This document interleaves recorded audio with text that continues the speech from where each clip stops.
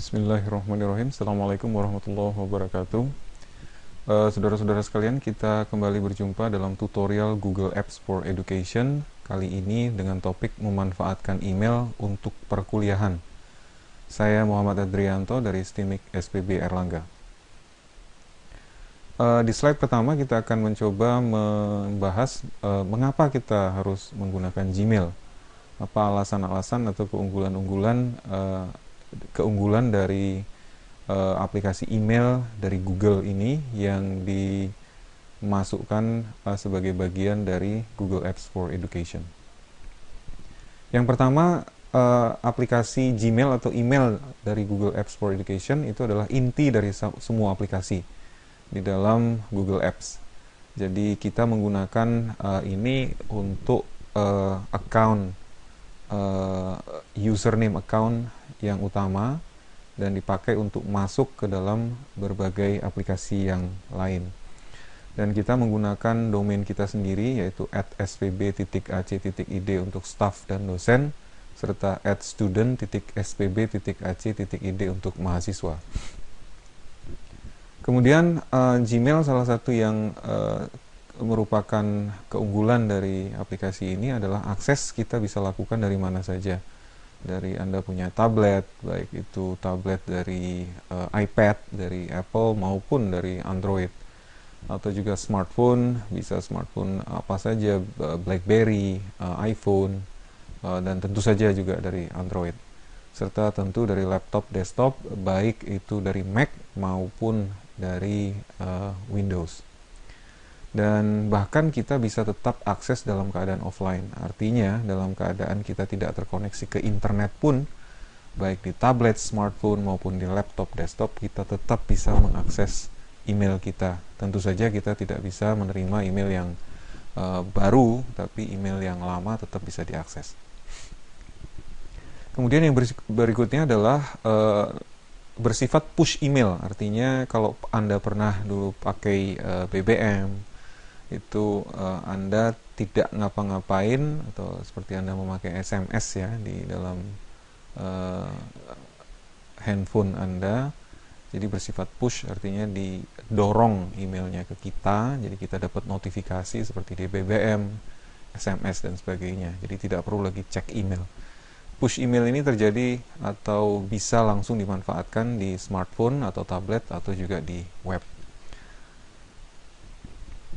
Kemudian yang berikutnya tentu aja adalah advanced spam filter yang tercanggih di dunia.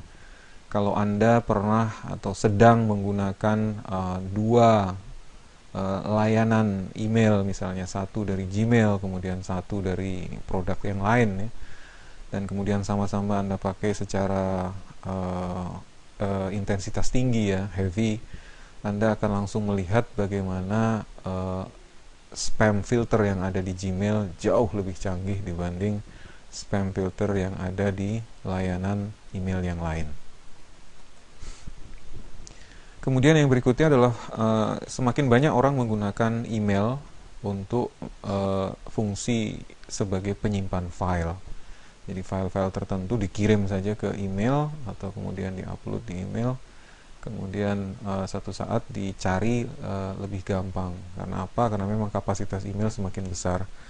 Tapi Gmail yang kita pakai di STIMIK SPB Erlangga itu memiliki kapasitas yang terbesar saat ini dibanding email manapun, yaitu dengan kapasitas 30 GB free untuk seluruh user, baik itu dosen, staff maupun mahasiswa.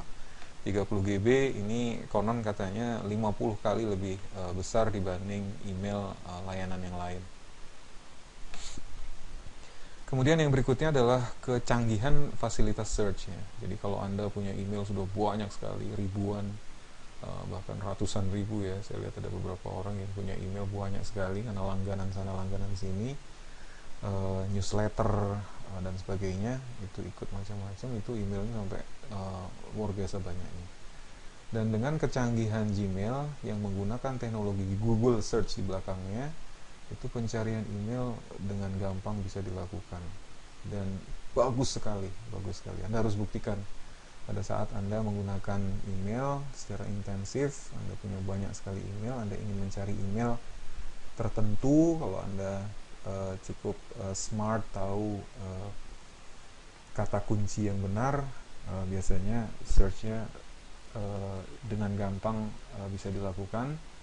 Dan kalau Anda menggunakan layanan email selain Gmail, juga Anda akan merasakan betapa search di Gmail jauh lebih baik dibanding search di layanan email yang lain. Kemudian yang berikutnya, kita bisa langsung ya chat video langsung dari email web. Ya, terutama di Gmail yang versi web ya. Di sebelah kiri kita akan bisa lihat, di tab sebelah kiri kita bisa langsung melihat teman-temannya kita yang sedang online, dan kita bisa ajak chat atau video chat secara langsung. Kemudian semua layanan lain dalam Google Apps seperti Drive, Docs, Groups, dan sebagainya itu bermuara pada Gmail. Jadi rata-rata kalau kita dapat misalnya ikut Groups, kemudian dapat email, ya larinya ke Gmail juga. Kemudian kalau ada notifikasi bahwa ada satu dokumen di-share oleh orang lain ke kita, maka notifikasinya akan dikirimkan melalui Gmail. Kemudian kita lanjut ke slide berikutnya, yaitu contoh pemanfaatan, terutama untuk contoh penggunaan Gmail atau email di dalam dunia perkuliahan atau dunia perguruan tinggi. Yang pertama tentu saja kalau kita pakai Google Apps for Education adalah karena kita menggunakan domain sendiri. Dalam hal ini di STIMIK SPB Erlangga kita menggunakan domain sendiri, yaitu spb.ac.id. Dan kemudian untuk mahasiswa student.ac.id, ini merupakan satu kebanggaan dan tentu saja identitas resmi dari institusi. Jadi kalau Anda kirim email dengan menggunakan fasilitas ini, maka alamat email Anda adalah alamat email yang resmi, dan tentu saja bisa menimbulkan satu kebanggaan atau semangat, spirit the corps ya, jadi semangat dari institusi. Kemudian yang berikutnya, Anda bisa menggunakan email signature di bagian bawah email agar lebih profesional, resmi dalam berkomunikasi. Jadi email signature adalah semacam footnote di bawah email yang secara otomatis akan muncul di email. Itu Anda bisa pakai misalnya nama dosen dengan lengkap, kemudian alamat, kemudian juga mungkin apapun informasi yang Anda bisa Anda ingin sampaikan di bagian bawah dari email Anda bisa menggunakan fasilitas setting, kemudian atur email signature Anda. Yang membuat email jadi jauh lebih profesional dan terkesan resmi. Kemudian yang berikutnya, setiap kita mendapat kiriman